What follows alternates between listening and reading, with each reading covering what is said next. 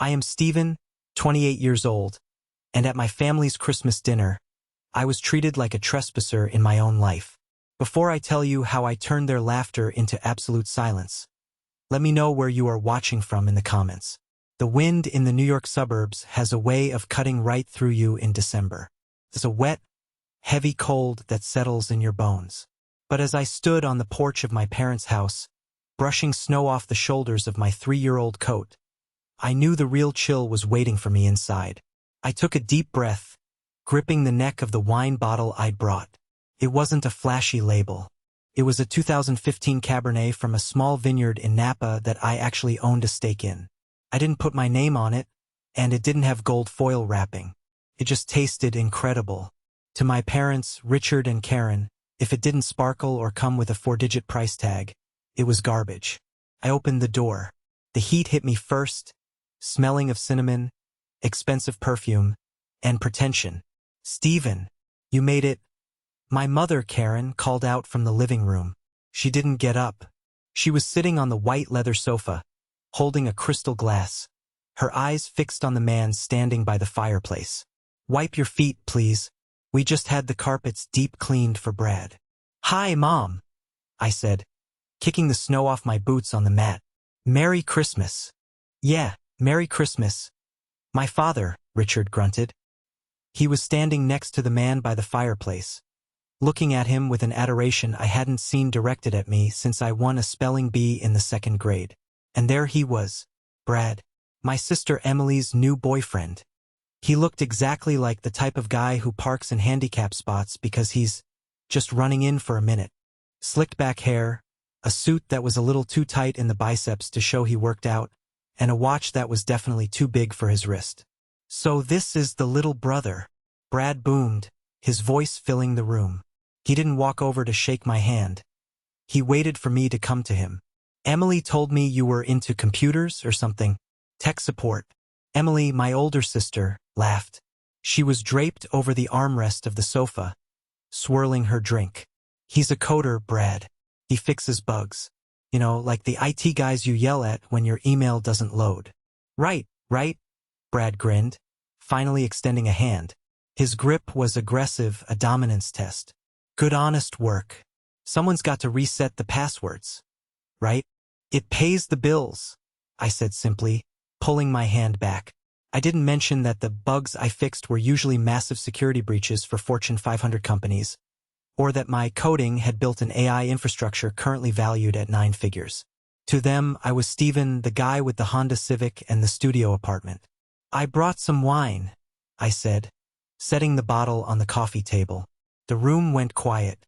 Brad picked up the bottle, squinting at the label like he was inspecting a dirty penny. "What is this?" Brad asked, chuckling. "Did you brew this in your bathtub, Steve?" "It's a Cabernet," I said. "Small batch. It needs to breathe a little, but it's good." "Cute," Emily sneered. "Mom, put that in the kitchen. Maybe we can use it for the pot roast sauce later." "Actually," Brad interrupted, reaching behind the sofa and pulling out a bottle housed in a velvet box. "I think we're covered. I picked this up today. Chateau Margaux. A little treat for the family." My father's eyes nearly popped out of his head. "Brad, you shouldn't have. That's incredibly generous." "Only the best for Emily's family," Brad said, winking at me. "See, Steve? Presentation matters. You can't just show up with a naked bottle and expect people to be impressed. It's about class. It's about status." "I'll keep that in mind," I said, keeping my voice even. We moved to the dining table. The dinner was a performance. It always was.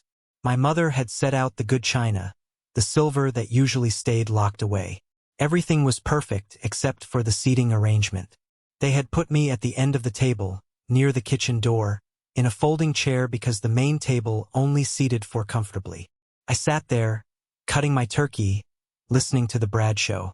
"So, the regional manager position is practically mine," Brad announced, waving his fork. "I've crushed the sales targets for 3 quarters straight. The Phoenix Group is expanding, and they need leaders. Real leaders, not people who hide behind screens." He looked at me pointedly. I took a sip of water. That is amazing, Brad, my mother gushed.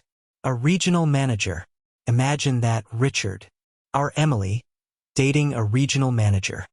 It comes with a hefty salary increase too, I bet, my father added, leaning in. Huge, Brad nodded. Plus a company car. They're talking about a BMW, but I might push for the Mercedes. You have to project success to attract success. That's my motto. What about you, Steve? Still driving that? What is it? A Honda? It gets me from A to B, I said. See, that's the problem, Brad laughed, looking around the table for approval. Small mindset. You're content with A to B. I'm interested in how I look when I arrive. You need to upgrade your life, buddy. Get a real job. Get out of the basement. I don't live in a basement, I said. Metaphorically, Brad waved his hand dismissively. You're in the basement of life. But hey, don't worry. Once I take over the division, maybe I can find a spot for you in the mailroom. We always need guys to sort the envelopes. The table erupted. My father slapped his knee. Emily giggled, covering her mouth. Even my mother offered a tight, pitying smile. Don't be mean, Brad, Mom said, though she didn't sound like she meant it. Steven tries. He's just different. He's always been the slow starter. I felt my phone buzz in my pocket. I ignored it, but it buzzed again. 2 long vibrations. That was the priority signal. Under the table, I slid my phone out. It was a message from Marcus Sterling, the public CEO of my company, the man whose face was on all the magazines so mine didn't have to be. The acquisition is finalized. Papers are signed. You now own 100% of the Phoenix Group. We own them, Steven. We own it all. I looked up from the phone. Brad was currently explaining to my father how to cheat on his taxes by hiding assets in offshore accounts, calling it smart wealth management. Is everything okay, Steven? Emily asked sharply. It's rude to be on your phone at dinner, but I guess you wouldn't know much about social etiquette. Just work, I said, slipping the phone back. A strange calmness washed over me. I looked at Brad. I didn't see a bully anymore. I saw an employee. My employee. Actually, Brad said, wiping his mouth with a linen napkin. Speaking of work, I have a surprise. I managed to pull some strings. I got tickets for everyone to the Phoenix Group Christmas Gala tomorrow night. My mother gasped. The gala? At the Grand Hotel. The very same, Brad beamed.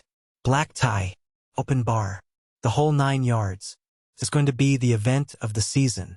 They're announcing the Employee of the Year and, well, let's just say you might want to have your cameras ready. Oh, Brad, Emily squealed, kissing him on the cheek. You're amazing. And Brad turned his eyes to me, a predatory glint in them. I got a ticket for Steve too.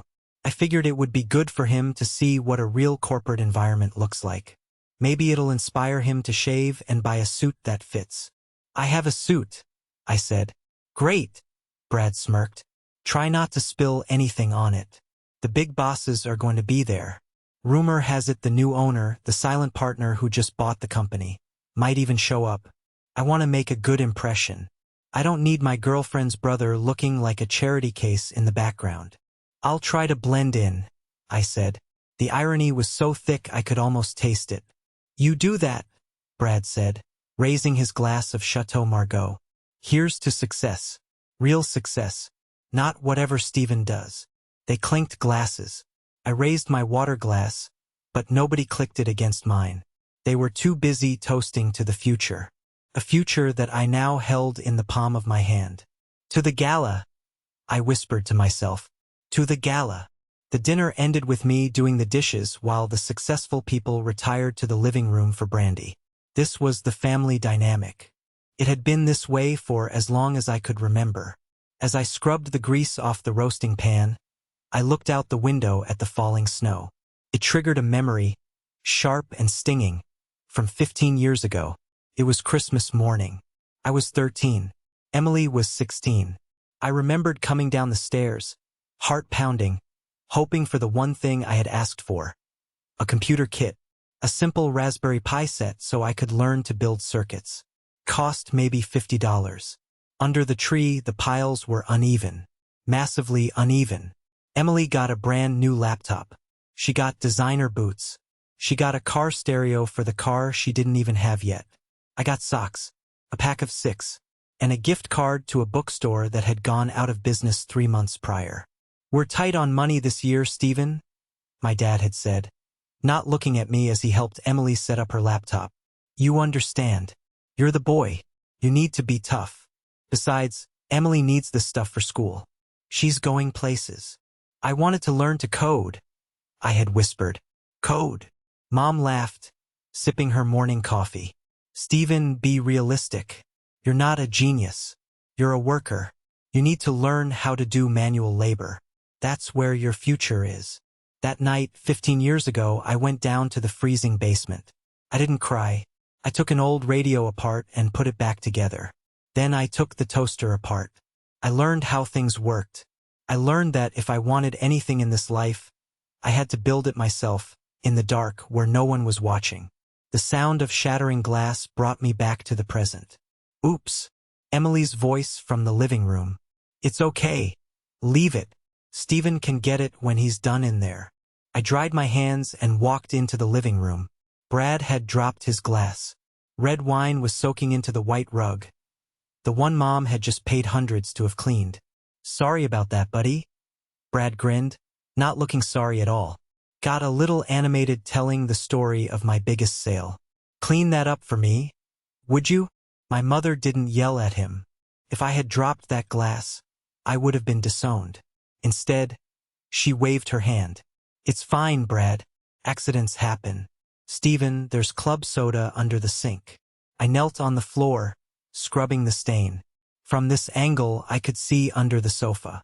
I saw a small, red envelope that had fallen out of my father's pocket. It had the logo of a mortgage lender on it. I frowned. They had paid off the house years ago. I finished cleaning, stood up, and checked my watch. I should get going. I have work to do. "On Christmas Eve?" Brad scoffed. "See? That's why you're single, Steve. No work-life balance. You're grinding for pennies while I'm making deals in my sleep." "Good night, Mom." "Good night, Dad," I said. "Don't be late tomorrow," Mom warned. "The gala starts at 7. And please, Stephen, try to look presentable. For Emily's sake." I walked out into the cold. I didn't go to my apartment. I drove to my office, a nondescript building in Midtown that housed the central servers for my company. I sat down at my terminal, the blue light of the screens washing over me. This was my sanctuary. This was where I was a god. "System status," I muttered. "Online," the automated voice replied. I typed in a command. "Query personnel, Bradley Miller, Phoenix Group." The screen populated instantly. I started digging. If I was going to fire him, I wanted to know exactly who I was firing. What I found made my stomach turn. Brad wasn't just arrogant. He was a thief. I saw the sales figures he was bragging about. They were inflated. He was booking sales for the next fiscal year as current revenue to trigger his bonuses. That was fraud, plain and simple. But then I saw something worse. There was a subfolder labeled Charity Fund Christmas Drive. Phoenix Group collected donations from employees all year to buy toys for underprivileged kids. Brad was the treasurer of the fund. I pulled up the bank records. The account should have had $50,000 in it. It had 400. The withdrawals were systematic. Payments to a leasing company for a BMW. Payments to a high-end jeweler. Payments to a luxury rental agency for tuxedos. He was using the orphan's money to fund his fake lifestyle. He bought that Chateau Margaux with money meant for sick kids. My blood ran cold. This wasn't just about him bullying me anymore. This was a crime. I picked up my phone and called Sarah, my personal lawyer. It was 11 p.m. on Christmas Eve. She answered on the first ring. "Stephen, is everything all right?" "No, Sarah. It's not," I said, my voice shaking with suppressed rage. "I need you to prepare a dossier. Bradley Miller, Regional Sales. I'm sending you the files now. I want everything ready for the gala tomorrow." "You're going to do it at the party?" Sarah asked. "Stephen, that's public. It's brutal. He stole from the charity fund, Sarah. He's stealing from the company. And I paused, looking at the red envelope I had seen under the sofa in my mind. I need you to check public property records for my parents' address. 42 Oak Street. Hold on, Sarah typed in the background. Okay. Here it is. Stephen, there's a new lien on the house. Recorded 3 days ago. How much? $300,000. High-interest short-term loan. Looks like a bridge loan for an investment. I closed my eyes. The conversation I had overheard earlier between Brad and my dad suddenly made sense. Brad had pitched them an investment opportunity, a guaranteed return. He scammed them, I whispered. He convinced my parents to leverage the house my grandmother built, the house that was supposed to be my inheritance, and give him the money.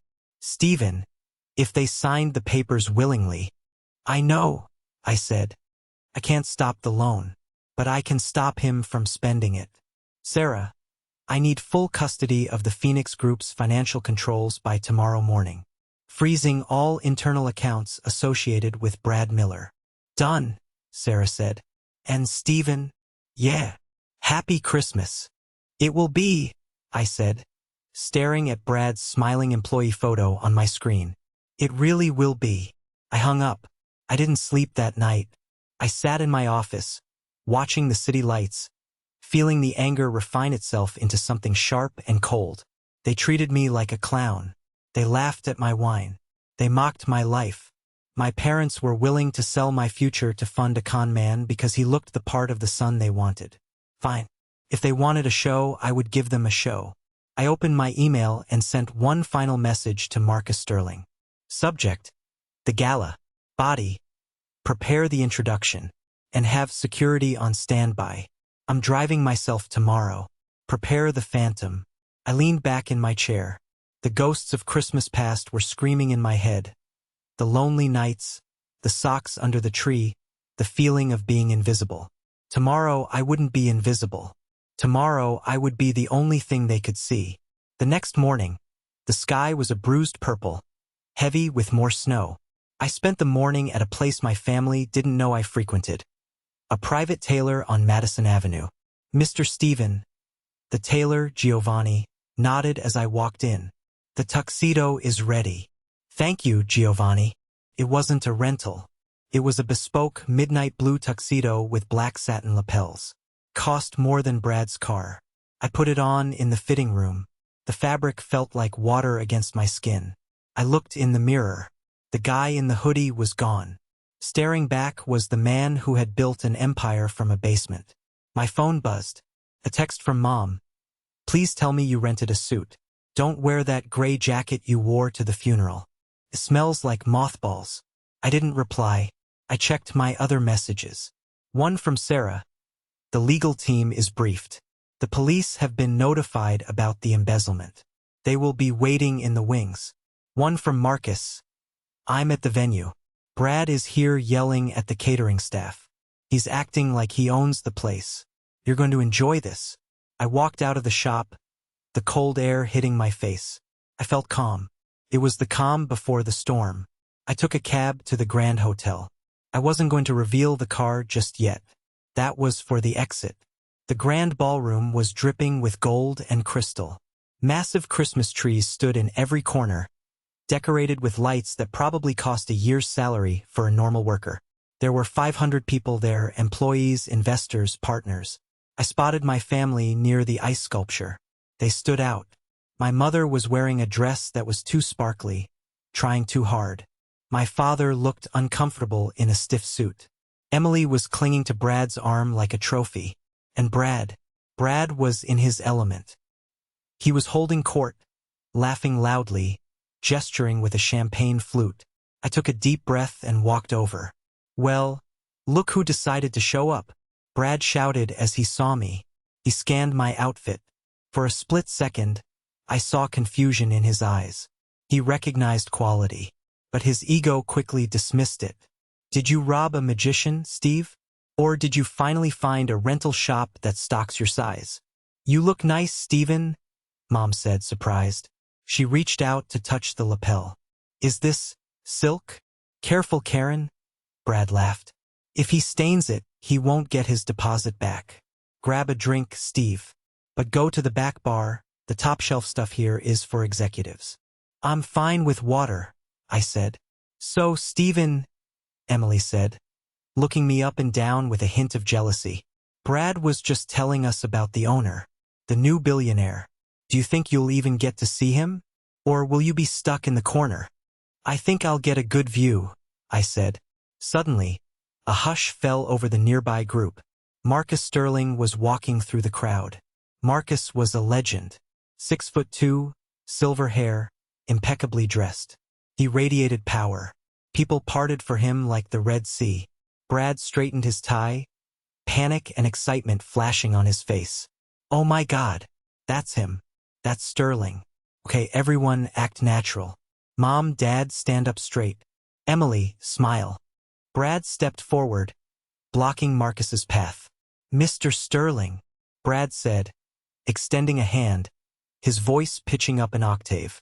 Bradley Miller, regional sales, top performer. It is an honor, sir. A true honor. Marcus stopped. He looked at Brad's hand, then shook it briefly. Mr. Miller. Yes. I've heard a lot about you. All good things, I hope. Brad laughed nervously. I just want to introduce my family. This is my fiancée, Emily, and her parents, Richard and Karen. Wonderful people. Marcus nodded politely to them. Pleasure. Then Marcus looked at me. His eyes twinkled. He opened his mouth to speak to me, but Brad cut in. And this, Brad gestured to me with a thumb, like I was a sack of potatoes, is Stephen, Emily's brother.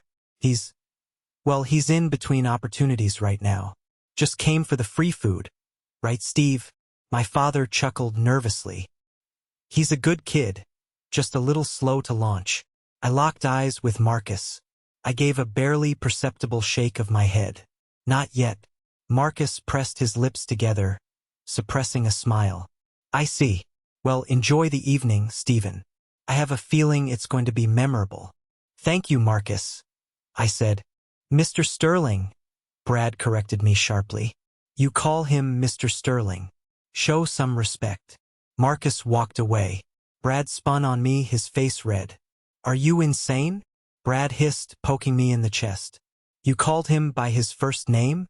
Who do you think you are? You could have ruined everything. I am trying to secure a promotion here. Stephen, I don't need you dragging me down with your lack of social awareness. He didn't seem to mind, I said calmly. He was being polite. Emily snapped. God, Stephen, why do you always have to be so embarrassing? Maybe you should just leave. Go wait in the car. No, I said, my voice hardening. I think I'll stay for the speeches. I hear they're going to be interesting. Fine. Brad straightened his jacket. But stay out of my way. When they call my name, I don't want you anywhere near the stage. He marched off, dragging Emily with him. My parents followed, giving me disappointed looks. Just try not to make a scene, Stephen, my dad muttered. I watched them go. I reached into my pocket and touched the USB drive I had brought. Make a scene, I whispered. Dad, I'm going to burn the theater down. I walked over to the AV booth at the back of the room. The technician, a guy named Dave who had worked for me for 5 years, was manning the console. Boss, Dave nodded, keeping his voice low. Is it ready? I asked. Loaded and queued, Dave said. As soon as you give the signal. Good. I looked out at the sea of people. I saw Brad laughing, clinking glasses, acting like the king of the world. He was spending my money. He was stealing from children. He was bankrupting my parents. And he was mocking me. The storm wasn't just gathering. It was here. The lights dimmed. A spotlight hit the stage. The chatter died down. I stood at the back, in the shadows, watching my family at table number 4. A prime spot Brad had undoubtedly bribed someone to get. Marcus took the stage. He gave a standard welcome speech talking about growth, the future, and the new direction of Phoenix Group. He was a great speaker, charismatic and engaging. But tonight, Marcus said, is about recognizing talent. It's about recognizing those who go above and beyond. Brad was practically vibrating in his seat. He adjusted his tie for the 10th time. "We have a tradition," Marcus continued. "We like to let our rising stars speak. Tonight, I'd like to invite Bradley Miller to the stage to share a few words about his success in the Northeast region." Applause erupted. Brad jumped up, buttoned his jacket, and strutted to the stage. He high-fived a few colleagues on the way. He looked like he had just won the Super Bowl. He took the microphone. The spotlight loved him. "Thank you. Thank you, Mr. Sterling." Brad beamed. "Wow, what a year. When I look out at this crowd, I see winners. I see people who want it." He paused for dramatic effect. "You know, success isn't given. It's taken. You have to be hungry. You have to be smarter than the guy next to you." He started pacing the stage. "I brought my family here tonight." Brad pointed to table 4. The spotlight swung to them. My mother waved frantically, looking like she was about to faint from joy. "My beautiful fiancée, Emily. My future in-laws. And—" He paused, a cruel smirk playing on his lips. He scanned the room until he found me standing in the back. "And my future brother-in-law, Steve. Hey, Steve, give a wave, buddy." The spotlight hit me. I didn't wave. I just stood there, hands in my pockets. "Steve's a great guy," Brad chuckled into the mic. "But he's a reminder of what happens when you don't have drive, when you settle for mediocrity." Steve brought a $10 bottle of wine to dinner last night and thought it was vintage. The crowd laughed. 500 people laughing at me. "But seriously," Brad continued, "Steve reminds me why I work so hard, so I don't end up fixing computers in a basement at 30 years old. So I can provide. Success allows you to help the less fortunate. Like Steve." My face burned. Not with shame, but with fury. He was using me as a prop in his comedy routine. My mother was laughing. My father was laughing. Emily was clapping. They were mocking me, publicly, just like they had my whole life. "So," Brad raised his glass, "here's to the winners. And here's to the Stevens of the world, for making us look good by comparison." The crowd roared. Brad basked in the applause. Now, I prepared a little presentation on our Q4 numbers. "Dave, roll the slides." Brad turned to the massive LED screen behind him, expecting to see his sales charts. But the charts didn't appear. Instead, a video file started playing. It was grainy footage from a security camera. It was unmistakably Brad, sitting in his office. The audio boomed through the ballroom speakers. "Brad, on video, look. I don't care about the compliance rules. Just move the decimal point. Book the order for December. I need that bonus to pay for the ring." The crowd went silent. The laughter died instantly. Brad froze on stage. What is this?" "Dave, cut the feed." The video changed. It was a screen recording of a bank transfer. Source: Phoenix Group Children's Charity Fund. Destination: BMW Financial Services. Amount: $1,200. Gasps rippled through the room. The screen changed again. An email from Brad to a loan shark. Email: "I've got the old couple hooked. They're leveraging their house. I'll have your money by Monday. Just don't break my legs." My parents stopped laughing. My mother's hand flew to her mouth. My father turned pale gray. "Dave!" Brad screamed, his voice cracking. "Turn it off. It's a glitch. Someone is hacking us." "It's not a glitch, Brad." A voice boomed over the PA system. But it wasn't Marcus's voice. It was mine. I walked out of the shadows. I walked down the center aisle. The spotlight followed me. "Who said that?" Brad squinted against the glare. "I did," I said, my voice steady, amplified by the wireless mic I had grabbed from the AV booth. I walked past table 4. I didn't look at my parents. I walked straight to the stage stairs. "Steve." Brad looked confused, sweat starting to bead on his forehead. "What are you doing? Get off the stage. Security, get this clown out of here." I stepped onto the platform. I stood next to him. I was 3 inches taller than him, something he usually hid by wearing lifts in his shoes. Tonight, I towered over him. You wanted to talk about success, Brad? I said into the mic. You wanted to talk about winners and losers. You're ruining my night, Brad hissed, covering his mic. I will kill you. Get off. I don't think so, I said. I turned to the audience. Mr. Sterling, would you please join us? Marcus walked up the stairs. He stood next to me. Ladies and gentlemen, Marcus said, his voice grave, there has been a slight change in the program. Brad, you were asking about the new owner, the silent partner who bought Phoenix Group. Yes, Brad said desperately. Tell him, Mr. Sterling. Tell this idiot who runs things. Marcus smiled. He put a hand on my shoulder. I'd be happy to, Marcus said. Brad, meet Stephen, the founder and CEO of Aurora Tech, and the sole owner of the Phoenix Group. The silence that followed was heavy enough to crush a man. Brad's mouth opened and closed like a fish out of water. He looked at Marcus. He looked at me. He looked at the giant screen behind us, which now displayed my corporate profile. A photo of me in a suit, under the headline, Tech Mogul acquires Phoenix Group for $400 million. No, Brad whispered. That's impossible. He fixes computers. He drives a Honda. I drive a Honda because I don't need a car to tell me who I am, I said, my voice echoing through the hall. You stole from sick children to rent a BMW, Brad. That's the difference between us. I turned to look at table 4. My parents were standing up now. My father looked like he was having a heart attack. Emily was shaking her head, mouthing the word, no, over and over again. The clown show was over. The lion had just entered the ring. The ballroom was suspended in a state of shock. 500 pairs of eyes were glued to the stage. I looked at Brad. The arrogance had drained out of him, leaving behind a pathetic, sweating mess. Stephen. Brad's voice trembled. Steve, buddy, is this a joke?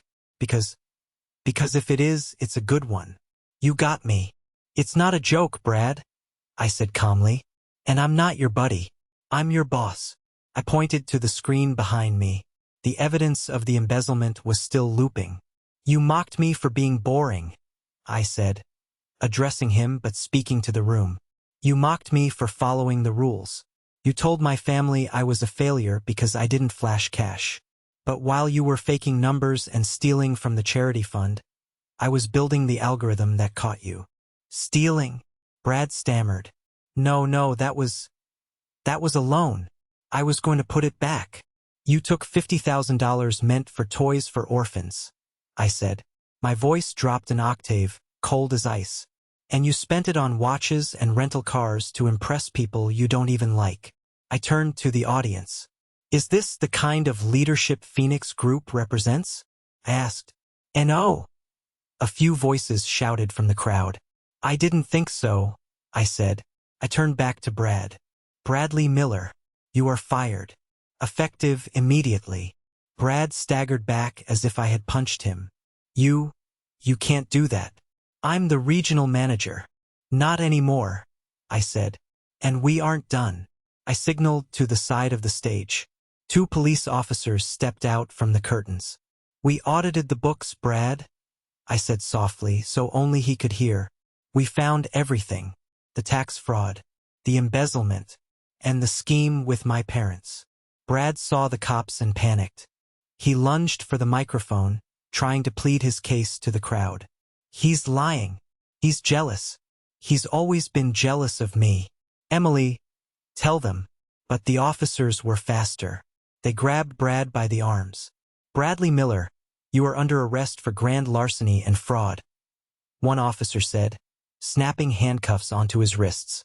Get your hands off me, Brad screamed, struggling. Do you know who I am? Emily, call my lawyer. Do something. I looked down at the crowd. My eyes found my family. They were paralyzed. My mother was clutching her pearls, tears streaming down her face, ruining her makeup.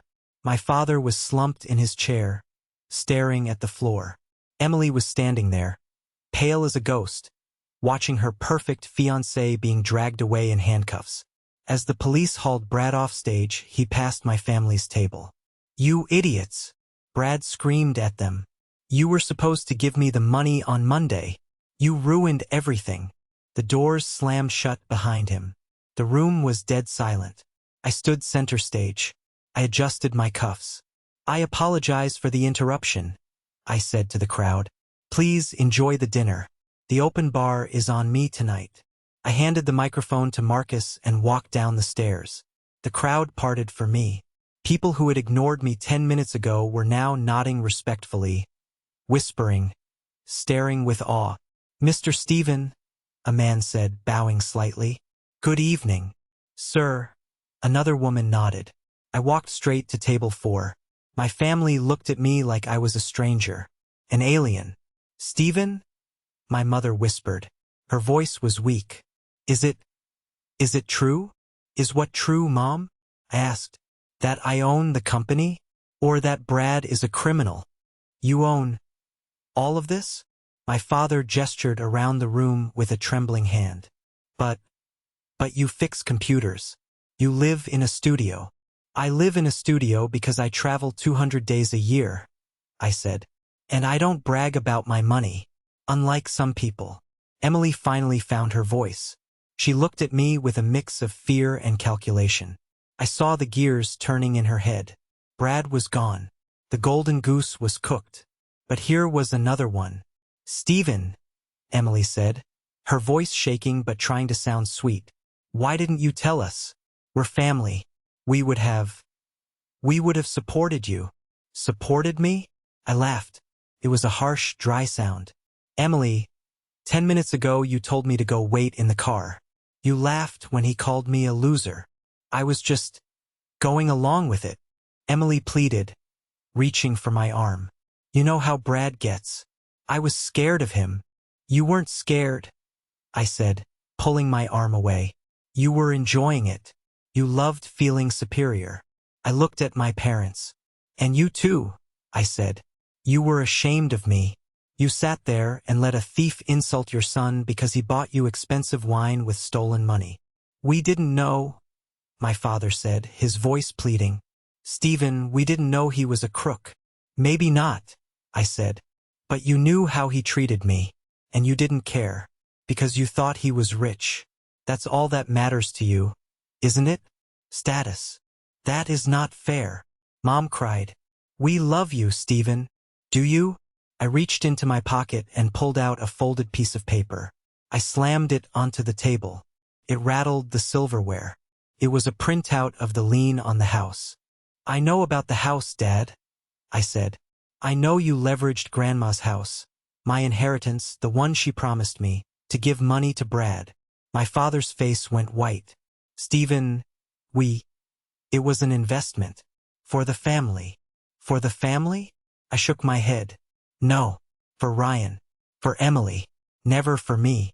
You were going to sell my future to buy Brad's approval." "We can fix this," Mom sobbed. "Stephen, please. Now that you're successful, maybe you can help us? The interest rate is very high. If we don't pay it back, we will lose the house," Dad finished, looking at me with hopeful, desperate eyes. "You have millions, Stephen. It's nothing to you. Help your family. Please." I looked at them. I looked at the people who had made me feel small for 28 years. "You're right," I said. "It is nothing to me. Financially." I leaned in close. "But I'm not going to pay it." Their faces fell. "What?" Emily gasped. "I'm not paying Brad's debt," I said. "You signed the papers. You wanted the quick buck. You deal with the consequences." "But we'll be homeless," Mom shrieked. "Stephen, you can't do this to your mother." "You have a regional manager son-in-law," I said coldly. "Maybe he can help you." "Oh wait, he's in jail." I turned around. "Stephen," my father yelled, standing up. "If you walk away now, don't bother coming back for Christmas. You are turning your back on family." I stopped. I didn't turn around. "I didn't turn my back on family, Dad," I said loud enough for the nearby tables to hear. "I never had one." I walked away. I headed for the exit. The air in the ballroom felt lighter. The suffocating weight I had carried since childhood was gone. I had dropped the bomb. I had burned the bridge. And looking back at the flames, I realized something. It was beautiful. The lobby of the Grand Hotel was quiet compared to the chaos inside. I walked out through the revolving doors into the snowy night. The air was crisp and clean. I saw my reflection in the glass. Tuxedo, unbowed, unbroken.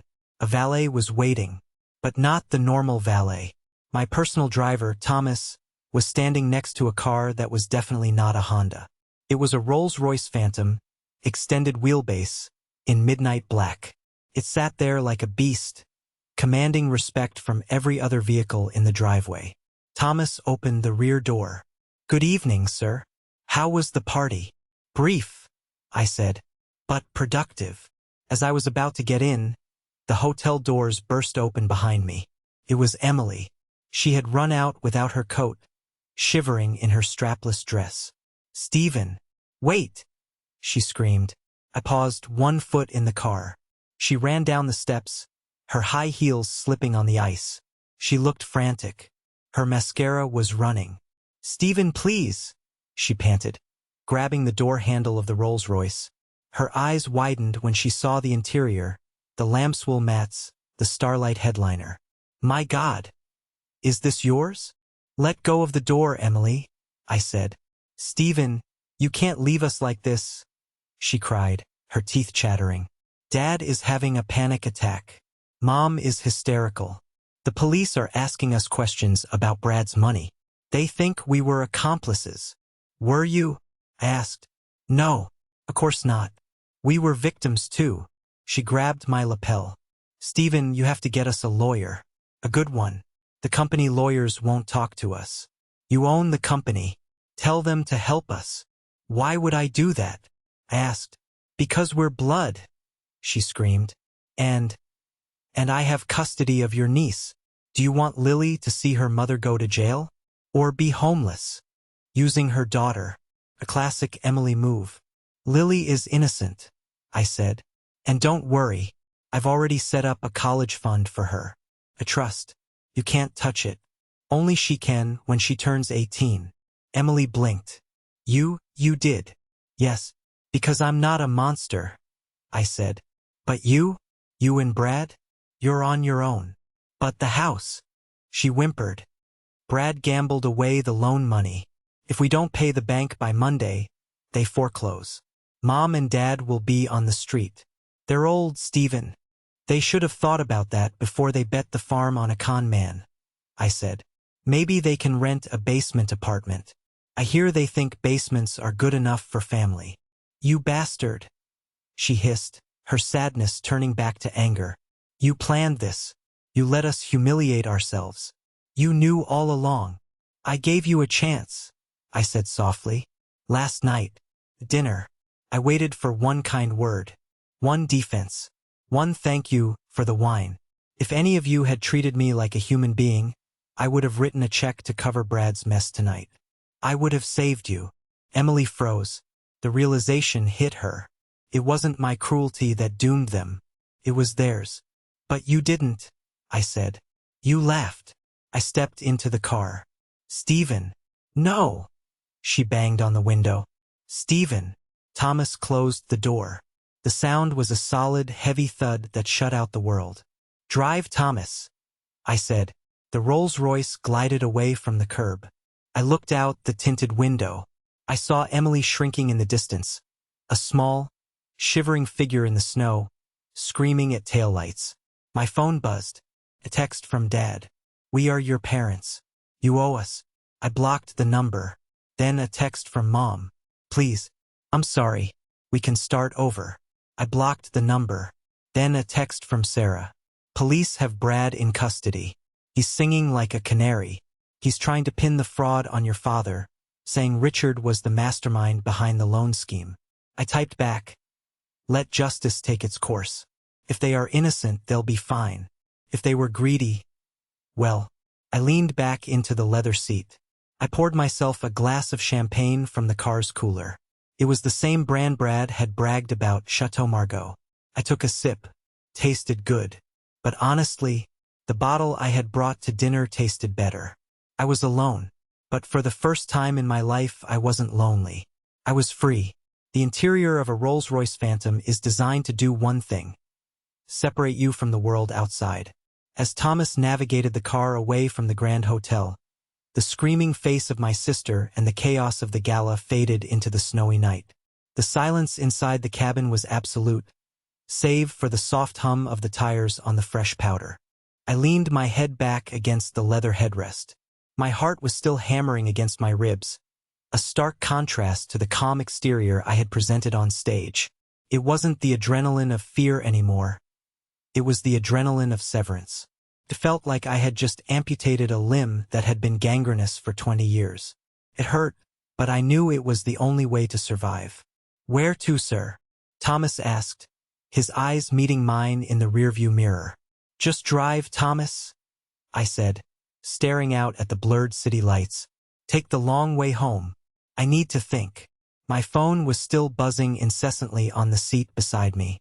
I picked it up, not to answer but to silence it completely. I saw missed calls from numbers I had known my whole life, but which now felt like they belonged to strangers. There was a voicemail from my father. I shouldn't have listened to it, but curiosity is a dangerous thing. I pressed play. "Stephen, you ungrateful. How could you? The police are here. They're taking statements. They think we knew about the embezzlement. You have to come back here and tell them we're innocent. You have the best lawyer in the city on your payroll. Send her back. If we lose the house because of this investigation, it's on your head. Do you hear me? It's on your head." He didn't ask how I was. He didn't congratulate me on my success. He didn't apologize for letting Brad humiliate me. He was just worried about his assets. He was worried about the inheritance he had already squandered. I deleted the message. Then I deleted the thread. The next few months were a blur of legal proceedings and corporate restructuring. Brad's downfall was swift and public. Because he had been so loud about his success, the media loved the story of his failure. Turned out my audit was just the tip of the iceberg. Brad hadn't just stolen from the charity fund. He had been running a Ponzi scheme on the side, targeting the elderly parents of his staff. He pleaded guilty to avoid a maximum sentence. He got 10 years. I didn't go to the sentencing. I read about it in the paper like everyone else. But for my family, the consequences were a slow-motion car crash. My parents' involvement with Brad's investment was disastrous. They had signed documents they didn't understand, blindly trusting the man in the shiny suit over their own son. When the bank called in the loan, they didn't have the capital. The foreclosure on Grandma's house, the house on 42 Oak Street, began in February. I remember the day Sarah, my lawyer, walked into my office. "Stephen," she said, placing a file on my desk. "The auction is scheduled for next Tuesday. The bank is seizing the property on Oak Street. Your parents are being evicted." I stopped typing. I looked at the file. That house was where I had learned to ride a bike. It was where I had built my first computer in the basement. "They are asking if you want to intervene," Sarah said softly. "You could buy the debt. It's pocket change for you." I stood up and walked to the floor-to-ceiling window looking out over Manhattan. It would be so easy. I could write a check, save the house, and let them live there. They would thank me for a week, and then they would resent me. They would say I was lording my money over them. They would ask for more. I thought about the Christmas dinner. I thought about the laughter. "No," I said. "No?" Sarah asked. "If I save them, they will never learn," I said. "They bet the house on a lie because they were greedy for status. Let them lose the status. Maybe then they'll find some humility." "Understood," Sarah said, closing the file. "I'll tell the bank to proceed." My parents lost the house. They had to sell most of their furniture to pay for a moving truck. They moved into a 2-bedroom rental in a part of town they used to make fun of. Emily's life imploded even faster. With Brad in jail, her income vanished. She was evicted from their luxury condo.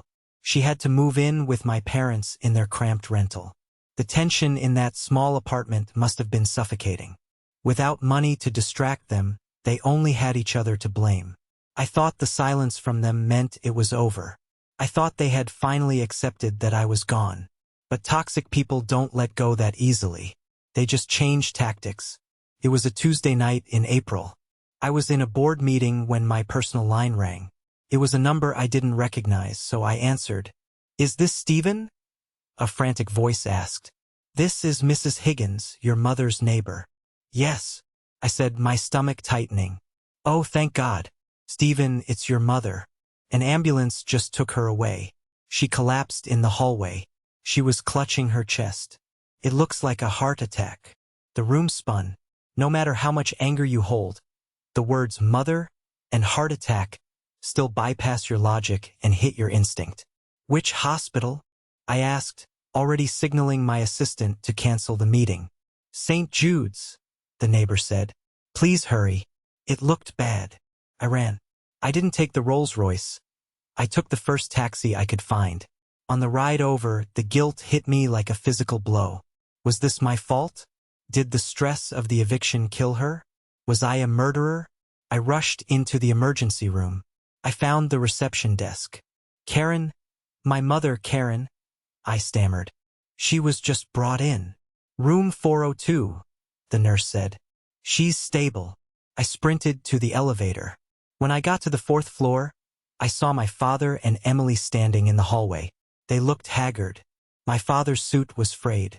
Emily looked tired, her roots showing. "Stephen!" Emily cried out when she saw me. She ran over and hugged me. I was too shocked to push her away. "Thank God you came. We thought we lost her." "Is she okay?" I asked, breathless. "It was a massive coronary event," my father said, wiping his eyes. "The stress, the move, it was too much for her heart. The doctors say she needs surgery. Immediately." "Then let them operate," I said. "Do they need insurance info? I'll cover it." "Everything." My father looked at Emily, then back at me. "It's not that simple, son. The surgery she needs, it's experimental. Insurance won't cover it. And this hospital, they won't do it without a deposit." "How much?" I asked. 200,000, Emily said quickly. "We need to transfer it now or they won't prep the ore." Something in her voice made me pause. It was too fast, too specific. 200,000? I repeated. "For a heart surgery in an ER? Don't argue about money now," Dad snapped. "Your mother is dying in there. Just write the check. Do you want her death on your conscience too?" I looked at the door to room 402. Through the glass, I could see my mother lying in the bed, hooked up to a monitor. She looked pale. But then I looked at the monitor. I'm a data guy. I look at numbers all day. Her heart rate was 72. Steady. Rhythmic. Her blood pressure was 120/80. Those weren't the vitals of a woman having a massive coronary event. Those were the vitals of a woman resting. I pulled out my phone. "What are you doing?" Emily asked, panic rising in her voice. "Transfer the money." "I'm calling Dr. Aris," I said. "He's the chief of cardiology at Mount Sinai. He's on my board of directors. If Mom needs surgery, I want the best." "No," Dad blocked my hand. "There's no time. This doctor knows her case. Just give us the money." "Stephen, why do you have to control everything?" "Get out of my way," I said, pushing past him. I walked into room 402. My mother's eyes were closed. She was breathing heavily, making a wheezing sound. "Mom," I said. She opened one eye, saw me, and immediately started gasping. "Stephen, my boy, you came. I knew you would. I'm so cold." "I'm here, Mom," I said. I looked at the chart hanging at the foot of the bed. I read the admission notes. Patient complaint, chest pain, anxiety, diagnosis, panic attack, no cardiac enzymes elevated, EKG normal, discharge plan, send home with anti-anxiety medication. There was no heart attack. There was no surgery. They had staged it. They used the neighbor to call me to make it real. They knew I would come running. They knew guilt was the only lever they had left to pull.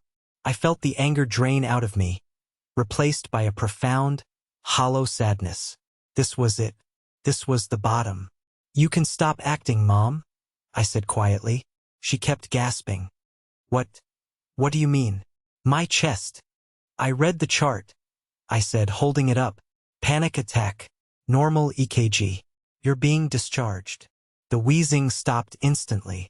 She sat up, the dying woman act vanishing in a second. My father and Emily burst into the room behind me. Stephen, don't read that, Emily yelled. It was a panic attack caused by your abandonment, Dad shouted, trying to salvage the narrative. She's sick with worry. She needs that money for recovery, for a nursing home. We can't live in that dump anymore. So you lied, I said. You faked a heart attack to get $200,000 out of me. It's our money, Mom screamed, her face twisting into ugly entitlement. We raised you. We fed you. You are a billionaire and you let your parents live like rats. You owe us. I owe you nothing, I said. We are your family, Emily cried. Look at us. We have nothing. I can't even afford a lawyer for my divorce from Brad. He left me with nothing but debt. You have your health, I said, and you have each other. That's more than I had growing up. I walked to the door. If you walk out that door, my father threatened, pointing a shaking finger at me, I will go to the press. I will tell them you abandoned your dying mother. I will ruin your reputation. I turned back one last time. Go ahead, I said. Tell them everything. But make sure you show them the medical charts too. Because if you slander me, Dad, I won't just fire you. I will sue you for every penny you don't have. I looked at my mother, who was now sitting cross-legged on the hospital bed, glaring at me with pure hatred. Goodbye, Karen, I said. I hope the anxiety medication helps. I walked out of the hospital. I walked past the reception desk. Sir? The nurse called out. Are you family? I paused. No, I said. I'm just an acquaintance. I stepped out into the night air. It was spring now. The snow was gone. The air smelled of rain and new life. I took a deep breath. The cord was cut. The last manipulation had failed. They were gone. And I was still here. The fireplace in my penthouse crackled, casting a warm, golden glow over the room. Outside, the New York skyline twinkled, a million lights representing a million stories. But inside, for the first time in my life, there was peace. It was Christmas Eve again. But this wasn't a dinner of cold shoulders and folding chairs. The long mahogany table was set, but not with pretension. There were no assigned seats. There was no judgment about which fork to use. Hey, Uncle Ben, I called out toward the kitchen. You verify the turkey temp? Uncle Ben walked out, wearing a Kiss the Cook apron over his flannel shirt. He was holding a glass of the same Napa Cabernet I had brought to that disastrous dinner a year ago. Internal temp is perfect, kiddo, Ben grinned. Unlike your dad's roasts, which were always dry as a bone. We both laughed. Ben had been estranged from the family for years because he was unsuccessful. A carpenter who worked with his hands. Now, he was the head of facilities for my company. He was happier than I'd ever seen him. Dinner is served, called out Sarah. My lawyer, my bulldog, and now my trusted friend. She walked in carrying a massive bowl of mashed potatoes. Marcus Sterling was there too, sitting on the sofa playing Mario Kart with my niece, Lily. Yes, Lily was here. After the hospital incident, Emily's life had spiraled. She couldn't maintain a home. Child Protective Services had gotten involved. I didn't want to take Lily away from her mother, but I couldn't let her grow up in that toxicity. I fought for custody, not full but guardianship. Emily had signed the papers in exchange for me paying off her credit card debt. She chose the money over her daughter. Again. Uncle Steve, Lily yelled.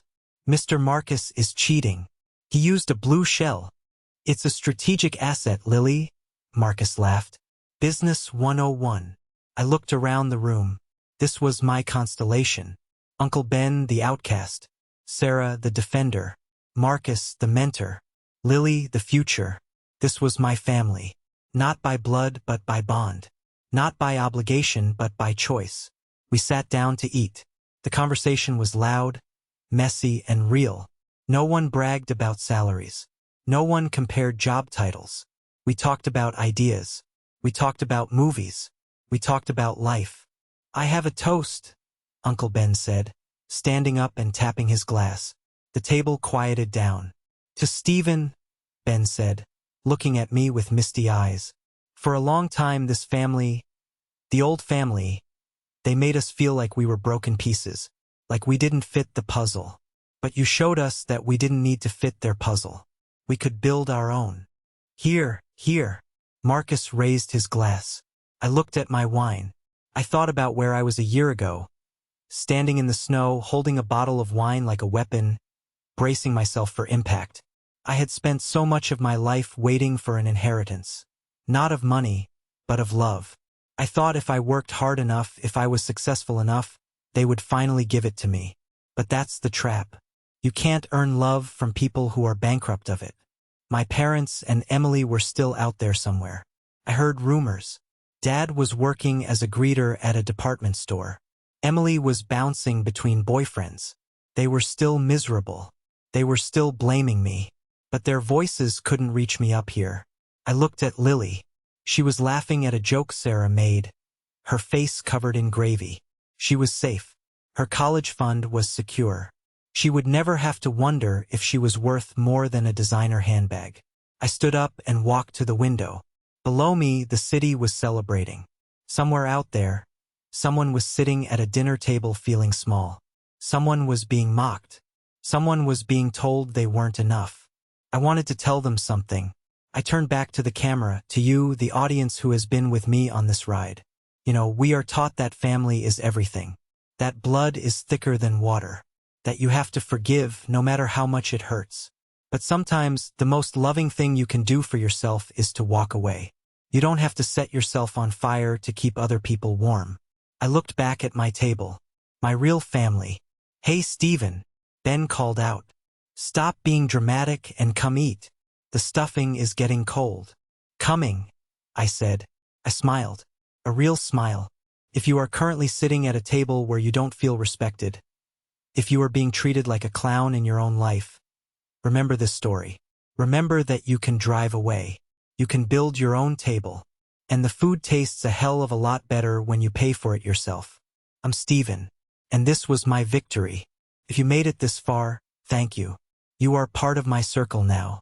Do me a favor. If you believe that respect is earned, not given, hit that like button. And if you've ever had to cut off a toxic family member to save your own soul, type freedom in the comments below. Let's show the world that we are not alone. Merry Christmas, everyone, and to all a good day.